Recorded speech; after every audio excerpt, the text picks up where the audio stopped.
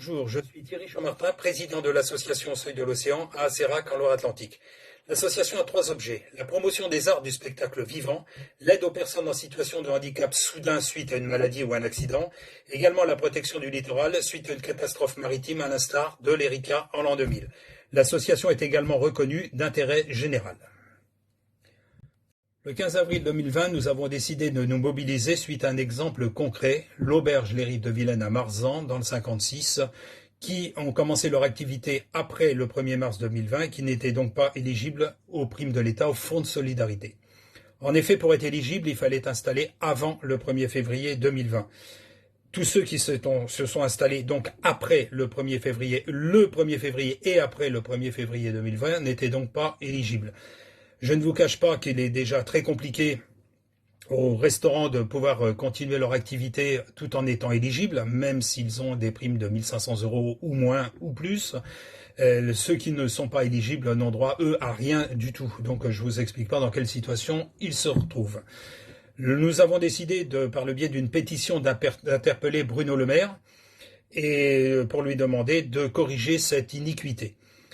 Le 24 avril, Olivia Grégoire annonce sur Capital la bonne nouvelle, c'est-à-dire que les entreprises qui sont donc installées au 1er février et jusqu'au 15 mars 2020 étaient donc éligibles maintenant aux primes de l'État.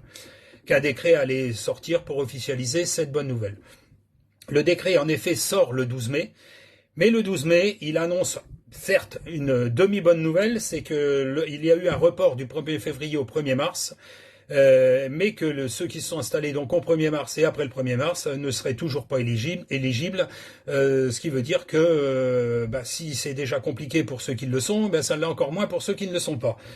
Nous avons donc décidé de remonter au créneau pour demander de corriger à nouveau cette iniquité et nous avons interpellé Olivia Grégoire pour lui demander pourquoi cette différence entre ce qu'elle avait annoncé sur Capital et ce que le décret annonce lui-même, officialise tout du moins. Olivia Grégoire nous répond que cette prime est basée sur le chiffre d'affaires. Donc, pour pouvoir se baser sur le chiffre d'affaires, il faut qu'il y en ait un. Donc, moi, je veux bien comprendre ça, mais comment peut-on se baser sur un chiffre d'affaires pour calculer une prime à quelqu'un qui s'est installé le 29 février, et comment ne peut-on pas se baser sur le chiffre d'affaires pour quelqu'un qui s'est installé au 1er mars? Donc, j'ai pas fait Sciences Po, je suis pas économiste, mais je voudrais bien qu'on m'explique. Donc, suite à ça, nous avons décidé d'interpeller directement le Premier ministre par le biais d'une nouvelle pétition, d'une lettre. J'ai donc écrit au Premier ministre directement. J'ai mis cette lettre sous forme de pétition et demandé qu'elle soit co-signée. Aujourd'hui, il y a près de 16 000 personnes qui ont donc co-signé cette lettre qui est adressée au Premier ministre. Comme tout le monde, j'ai regardé hier le Macron qui nous explique tout un tas de choses, tout du moins pas grand-chose, et qui ne revient pas sur ces gens qui sont laissés pour compte, qui donc aucune mesure, rien du tout. Donc aujourd'hui, nous demandons encore plus de monde pour signer cette pétition que vous pouvez retrouver sur Facebook, au Seuil de l'Océan ou éventuellement sur notre site web je vous donne l'adresse, c'est www.djbaba.org où vous pourrez trouver tout l'historique, les articles de presse et autres pour venir en aide donc à ces TPE et PME. Donc je ne vous cache pas que plus nous serons nombreux, plus nous serons écoutés. Donc il suffit de partager ou de signer simplement cette pétition pour que ces gens-là qui ont tout investi, puisque la plupart ce sont de petits entrepreneurs et qui ont un emprunt bancaire, il va bien falloir le rembourser. Ils ont un loyer puisqu'ils ont racheté un fonds de commerce, il faut bien payer le loyer.